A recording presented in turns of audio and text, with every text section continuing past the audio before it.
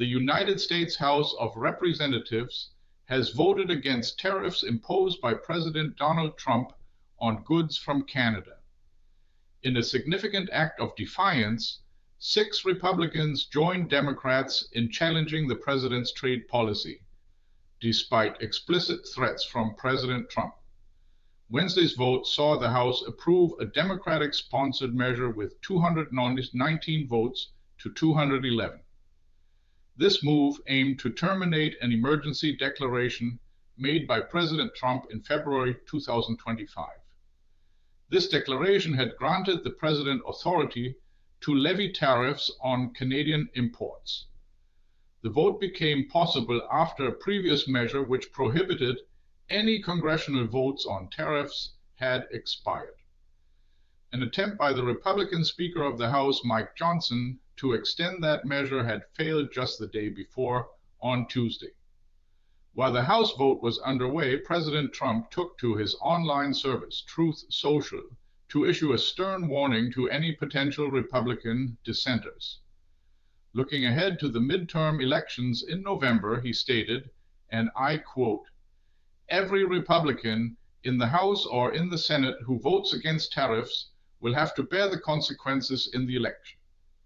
He further added that, quote, "Tariffs have brought us economic and national security, and no Republican should be responsible for destroying this privilege." This direct threat underscored the high stakes President Trump places on his tariff policy.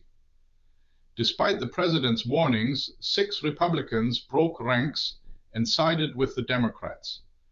Among them was Republican Representative Don Bacon, who had earlier declared on online platforms that members of Congress could not and should not outsource their responsibilities. He emphasized the importance of debates and votes on such critical issues taking place directly within the House of Representatives. Representative Bacon articulated his stance by saying, and I quote, "As an old-fashioned conservative, I know that tariffs are a tax for American consumers.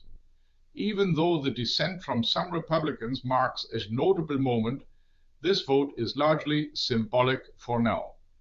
Before the proposed bill could become law, it still needs to pass through the Senate. And even if it were to succeed there, President Trump has indicated he would almost certainly exercise his veto power, effectively blocking the measure."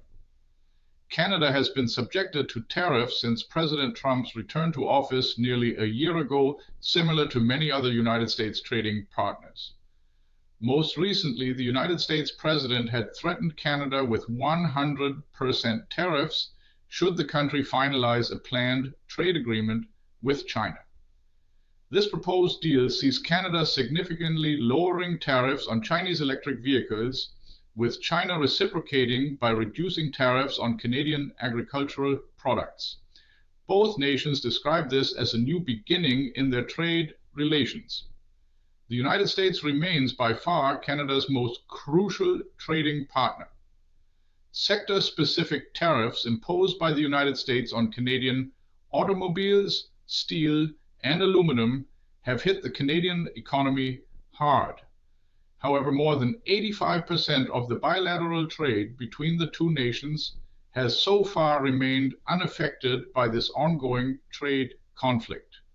Adding to the tensions, President Trump has also repeatedly threatened to annex Canada, suggesting the country could become the 51st state of the United States.